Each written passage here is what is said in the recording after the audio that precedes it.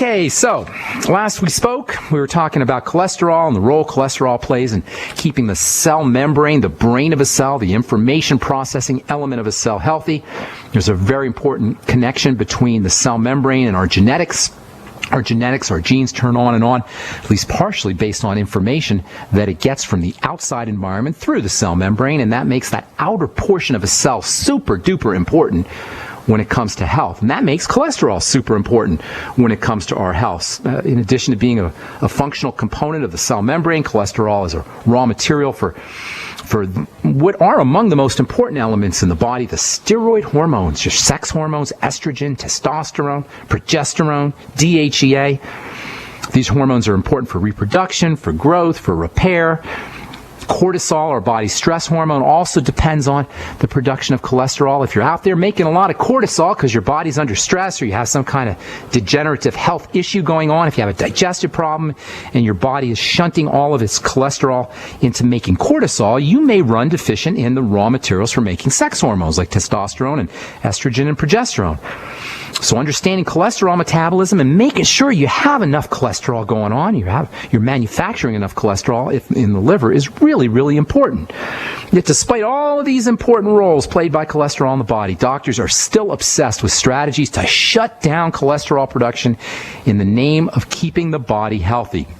Last year, at the end of the year last year, new guidelines were released for using poison substances, that is statin drugs. I call them poisons. They are poisons. They work by poisoning the liver. Last year, guidelines came out for using statin drugs to shut down or at least suppress cholesterol production. New guidelines. Instead of dosing statin drugs based on cholesterol levels, they used to tell you, well, your LDL is too high, your HDL is too high, we're going to put you on a statin drug. Now, doctors are recommending, based on these new guidelines, that pretty much anyone who's had a heart attack or anyone who may have heart disease in the family or even diabetics get put on a statin drug, regardless of LDL and HDL and whatever their cholesterol scores are. Doctors are even recommending that children get their cholesterol levels checked, presumably to see if their pediatrician needs to poison them too. Never mind the fact that adequate production of cholesterol as a prime building substance is even more important for the health of children than it is for the health of adults. Never mind the fact that heart disease in children is a rare occurrence. Never mind the fact that as bad as drugs are for adults, they're even worse for children whose developing bodies depend on a clean and pristine, drug-free biochemical environment.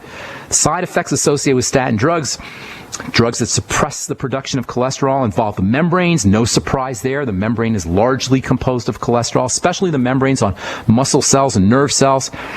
In addition to being super important for the health of the membrane from a structural standpoint, cholesterol plays another important role in cell membrane health and in fat metabolism because cholesterol is a major component of bile. Next to blood, next to lymph, next to water, bile may be the most important fluid in the body. Bile is actually a type of cholesterol. You can even consider bile to be a subcategory of cholesterol.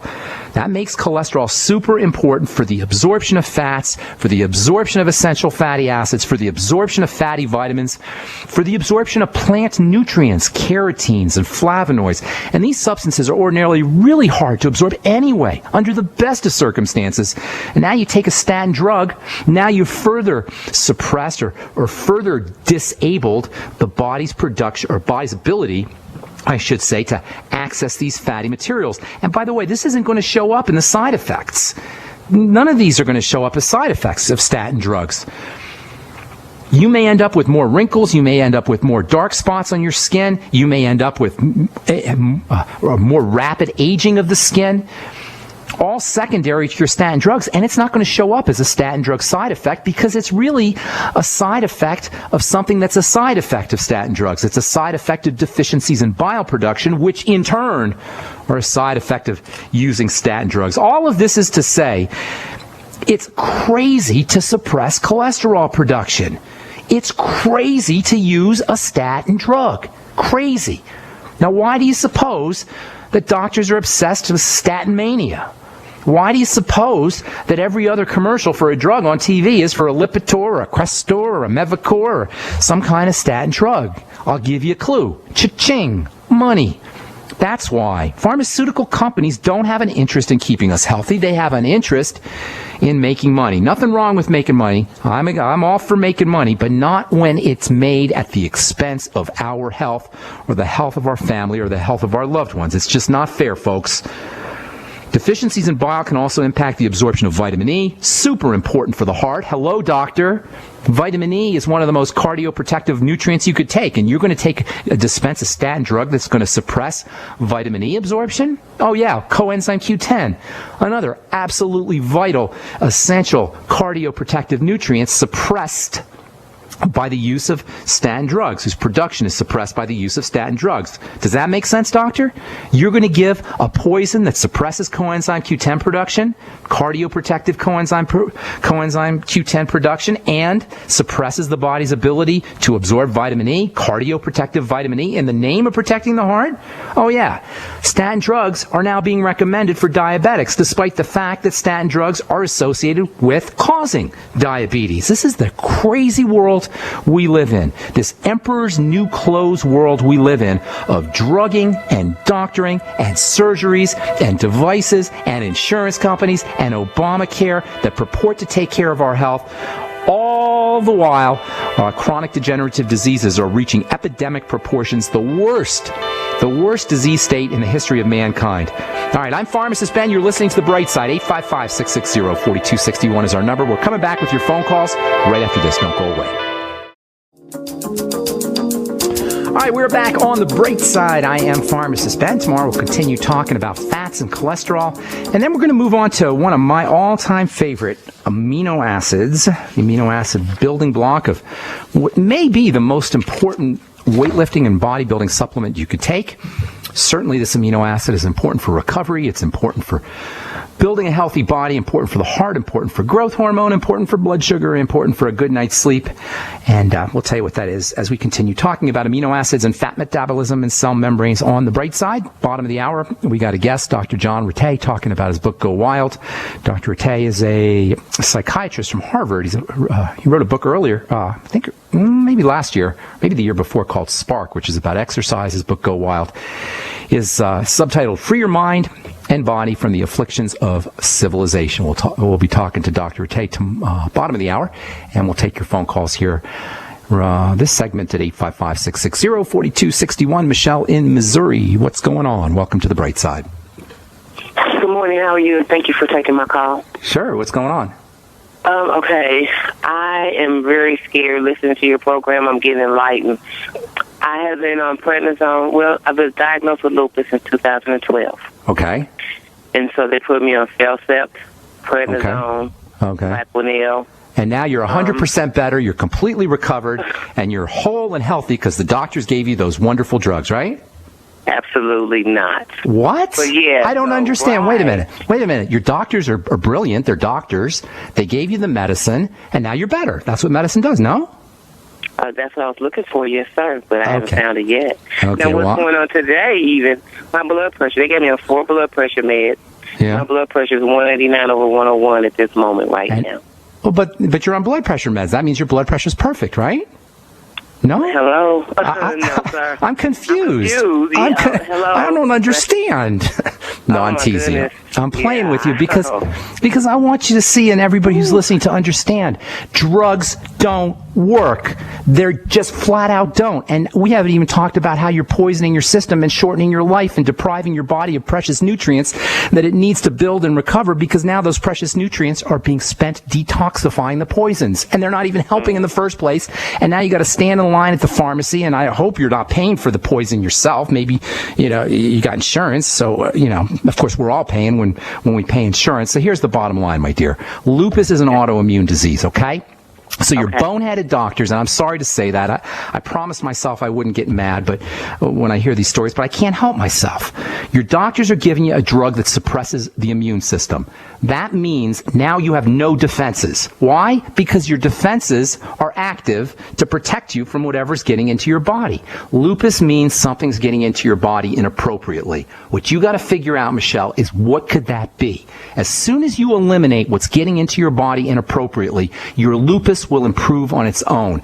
And so while we rip on doctors, and I maybe scaring people, and there's all this negativity in the air when we started the program. The fact of the matter is this is really an inspiring message, because what it says is you can do this yourself. Lupus is an autoimmune disease. That means the immune system is attacking itself. That means the immune system is somehow hyperactive and jumpy. So what we got to figure out is, why is the immune system hyperactive and jumpy? By the way, for the listeners, lupus is an autoimmune disease of the connective tissue, which means 40% of the body, or 50% even, is attacked. The connective tissue is 40 to 50% of the body. That's a lot of your body, Michele, is being attacked by the immune system. So we want to get to the gist of it. We want to figure out, why is the immune system active? Step number one, focus on food.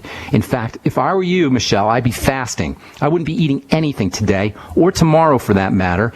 And then on the third day, reintroducing food, starting with your favorite foods, and watch what happens. And almost with 100% certitude, I'm telling you this, you're going to notice that when you start to eat your favorite foods, your lupus symptoms start to flare up. Okay, then you're going to know that that food is involved, and that's a food you want to eliminate. And then you keep doing this until you find foods that you can use, and you stay away from foods that cause your symptoms to flare up. Simultaneous with this process of trying to find the problem foods, you're going to want to start to build up the immune system. Get on the BioLumin Nightly Essence today. Call up Longevity today. Call 866-735-2470. As soon as you hang up the phone, tell them you want the BioLumin Nightly Essence. Tell them you want them to send it out as soon as possible. Because with all due respect, your body is breaking down every moment that you're not using these supplements, and that you're salting your body with foods. And you're going to want to start to use digestive enzymes. There's an extremely important connection between autoimmune disease and a lack of digestive enzymes. Why? Well, when we don't have enough enzymes, or stomach acid for that matter, to break down proteins, little pieces of protein get into the blood, sneak into the blood inappropriately, and this is what triggers an immune response. Your connective tissue looks like food. Does that make sense, Michele? Your connective tissue looks like hamburger. To the immune system, your connective tissue might as well be soy, it might as well be a hamburger, it might as well be legumes, it might as well be whatever you're reacting to. So when the immune system builds up, the immune system's intelligent, and when it builds up chemistry that attacks peptides from or proteins from hamburger that have snuck into your blood system, it's going to cross-react with connective tissue. You can avoid this by using digestive enzymes along with apple cider vinegar to help support digestive system processing of proteins. So get on the ultimate enzymes. In addition to the BioLumin Nightly Essence, get on the ultimate enzymes. Make sure you got some apple cider vinegar around, and after every meal, use 3 or 4 digestive enzymes and take them with a swig or two, or a tablespoonful of apple cider vinegar. Then you're going to want to make sure that you're using something called lecithin, Lecithin. It wouldn't hurt you to get on some pancreatin either, Pancreatin. Pancreatin is a type of digestive enzyme that can also help with the processing of foods. Then you want to start using supplements that build up the immune system, and that means the Mighty 90 Essential Nutrients. I would be getting the Healthy Start Pack as soon as possible, and then throwing in some extra vitamin C, which is mega important for the immune system, something along the lines of 1,000 to 5,000 milligrams a day. I like the powder. It's a little bit more cost effective, but you can also get tablets or capsules. If you want to throw in a couple other things, use the OPC Selenium, which is mega important for the immune system, and get yourself on some progesterone cream. There's a reason why most autoimmune disease patients are women. It's called estrogen, and we find that autoimmunity and elevated estrogen levels go hand in hand. Progesterone can help balance out excess estrogen, so get on some progesterone cream. You probably notice you're having some menstrual cycle problems, or period problems, or cramp problems, unless you've had a hysterectomy or you're post-menopause. If you're not, you're probably having some PMS issues or some cramping. Does this sound familiar at all, ma'am? I'm having some problems, yes, I am. Okay, usually goes hand in hand with autoimmunity. So progesterone cream can help you with your menstrual problems as well as some of the lupus symptoms. So you got lots of stuff to work on. This is such good news for you, Michele, because you can begin to turn this around today. And it's not just for you, Michele. It's for everybody out there listening. If you're dealing with an autoimmune disease, if you're dealing with a health challenge, if you're dealing with degenerative diseases of any kind, you don't need drugs. They're not helping you. They're costing you longevity. They're costing you nutrients. and you don't need them. If you start yourself on a nutritional supplement program, if you eliminate problem foods, if you focus on digestive health, and in your case in particular, if you start to balance out that excess estrogen, you will notice results immediately, Michele. You've been on drugs now for 2 or 3 years with no results. You're going to notice results within 24 to 48 hours, and I'm guaranteeing you that. I'm guaranteeing you that if you do this correctly. And we got to move on. Thanks so much for calling, Michele. Excuse me, how do I wean off the drugs? Once you start this program, you're going to be able to wean off the drugs. But we're out of time. If you call me back tomorrow or you send me an email, I'll walk you through the process. Ben@ksco.com. God bless. Got to move on. I wish we had more time. That's it. We're going to talk to Dr. J.Ratey at the bottom of the hour about his book, Go Wild. I'm Pharmacist Ben. You're listening to The Bright Side. We'll be back after this. All right, we're back on The Bright Side. Thank you for joining us, friends. We're here Monday through Friday, 8 to 9 Pacific, 10 to 11 Central, and 24/7 on our archive page at brightsideben.com. You'll find a shopping cart with all the longevity products, as well as a Join the Team link you can click on at brightsideben.com. And for the next half hour, I'm honored to have Dr. J.Ratey as well as Richard Manning on the air. We're going to be talking about their new book, Go Wild, Free Your Body and Mind from the Afflictions of Civilization. Welcome to The Bright Side, Dr. Ratey and Mr. Manning. Thank you for joining us. Great to be here. Thank you, guys. So, Go Wild. Love the title. What does it mean? Tell us about it. Well, it means to go back to our roots, to go back to who we are and how we evolved and what our basic genetic program is. So we had started with the title of Human 1.0, meaning this is the way we were fashioned. This is the way we evolved, and we were wild for those 500,000 years when we were running around the plains and the savannas and moving all the time, as well as eating a variety of vegetables and fruits and nuts and berries and things that we could, and getting the meat that we could and the fish that we could, but we certainly weren't eating grains, and eating high fructose containing processed food or trans fats, and we were doing pretty well. We did very well, and we slept probably more than 8 hours a day, and we're geared to sleep about 8.25 hours a day, and we need to be doing that. And that's one of the biggest problems I see in the world as I travel about, is that people are chronically sleep deprived because of all of our wonderful digital gadgets that keep us so connected and entertained.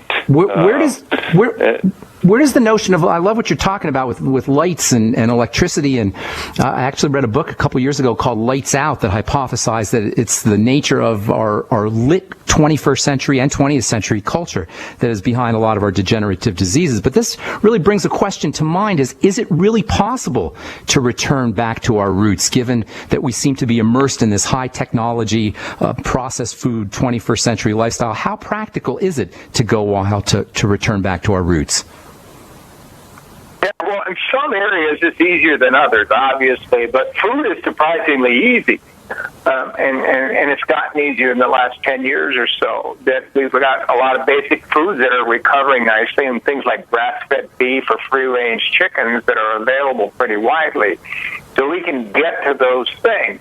Other things are harder, like sleep, for instance. We live in pretty noisy environments.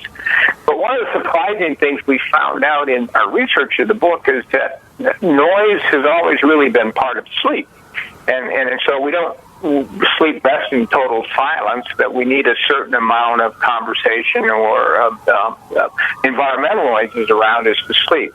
So you can recover some of those things with some artificial steps, like recordings of a fire, for instance, a sound recording that cause you to sleep nicely, or by having a pet around. But the bottom line was that we were really quite surprised as we got into this and how easy it was to recover at least the essentials, the core, the basics of what we're talking about. Did you say recordings of fire? Fire sounds. So one of the things, and this is kind of interesting, the anthropology of sleep. People slept around fires all the time, and so we geared our listening and our sense of contentment or peace or well-being to the actual sound of that fire. And if it started to burn out of control, people would wake up and take care of that and so forth. So keeping the fire burning was a big deal, especially with predators around. Interesting. It kept lions away, things like that. So, Where does... but more like the nature sounds, things like water. Running water is really important to us during sleep, and so the sound of the stream actually soothes us. Even more important, the sound of a snoring dog. If you have a peaceful dog around you, that means everything's safe. So the sounds like snoring and fire can actually be used as sleep aids. Yeah, or even conversation. Interesting. Yeah. Okay. Yeah, I think there are a number of devices that do that, that provide white noise or background noise, and oftentimes it is sort of or mimics or gets to the same tones as a snoring dog or the crystalling fire. Yeah. Now, where does melatonin... But there's a lot of things we can do. I mean, we mentioned before, you and I off camera, that we had talked about Spark and the book about exercise that preceded this book. It was all about, in our own look at evolution, we were moving 10 to 14 miles a day, foraging, running, climbing, swimming, lifting. We were exerting a lot of energy, and we've evolved to do that. And most recently, the past 50 years or so, we're sitting longer than ever, and it's increasing every year. And we're sitting and we're engaged in our wonderful digital world that has addicted us. We have to do something about that. We can't really turn that around. Isn't the toothpaste out of the toothpaste tube? Aren't we evolving into a sort of a techno-human kind of being, a human being 2.0, if you will? You say you call the books Humanity 1.0, but aren't we moving towards human beings 2.0? We're moving, but we're not evolving. Evolving involves changing our genes, so the genetic structure actually changes in some way to accommodate the way we live today. It hasn't changed. It's the same. It's going to change, significantly once every 30,000 years or so. So if you say, well, we're going to evolve to deal with this system, yeah, okay, wait 30,000 years and it'll be just fine. You don't think? But that's so we're not evolving, but we're putting conditions on us that make it very difficult for us to live. Are you guys familiar with the book Paleo Fantasy by Marlene Zuck? Oh, no. Yes, I read that, yes. So what's your take on it? She presents this idea that the whole paleo, and I'm just playing devil's advocate here because I tend to agree with you guys, but she takes the position that we are indeed evolving, and she gives an example of olives, how we didn't eat olives before, and she also gives some examples about how we're adapting, our DNA is adjusting to eating grains, and she presents the idea that indeed we are evolving, and that it's kind of a fantasy to go back to this paleo lifestyle, or that we should go back to this paleo lifestyle. How would you respond to that? Well, the whole issue of our brains evolving, our genes evolving to deal with grains is really not true. I mean, we certainly have changed our genes every so often, and there are some genes that allow us to have milk after our adolescence, but others in other parts of the world, they don't. Our genes do change, but not change as rapidly as one might think. And the whole idea of grains, we know that once we switched away from a more varied diet that included a lot of meat and fat, we began to see a rise in obesity because we replaced healthy fats.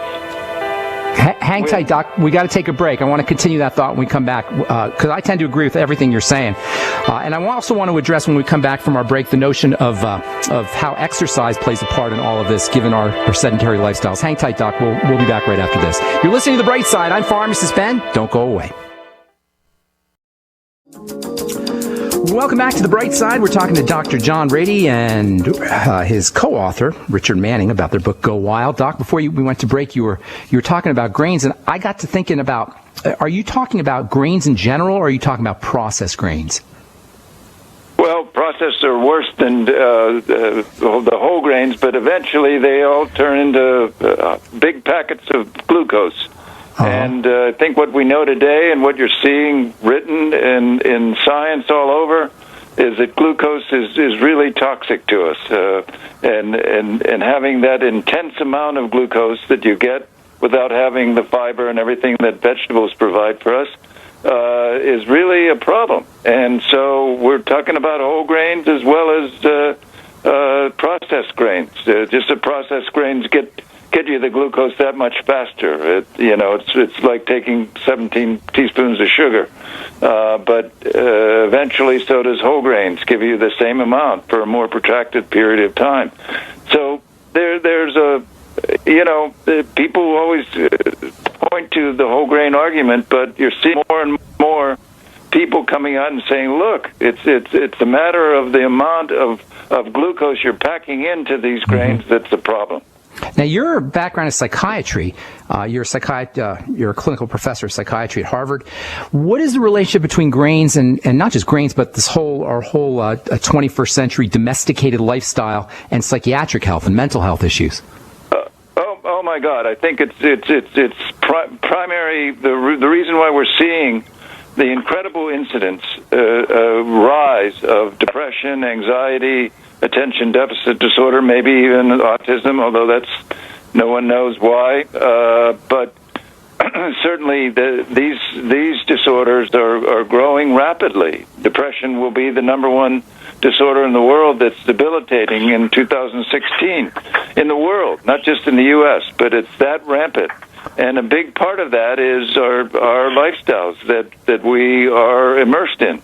We're sitting, we're having everything done for us, we're eating the wrong foods, we're not connecting to people, we're not sleeping, we're entertaining ourselves to death, amusing ourselves to death with all of our digital toys.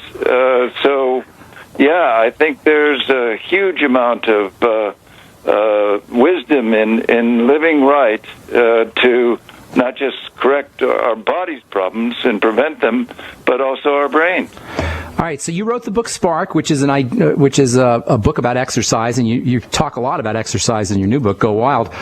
Are there types of exercise that are counterproductive? Is there ways to exercise that are better than others in order to access some of these evolutionary mechanisms that keep us healthy? These run-free and these notions that keep us strong and vital, as opposed to causing us to break down. Are there better ways to exercise than others? Well, I think we deal with that in the book a lot. That probably the exercising outside rather than inside, whatever we're doing, because we evolved that way, and we take in the benefits of nature, which is another chapter in our book that's so important to be in nature more. And then, but the issue is a wide variety of exercises.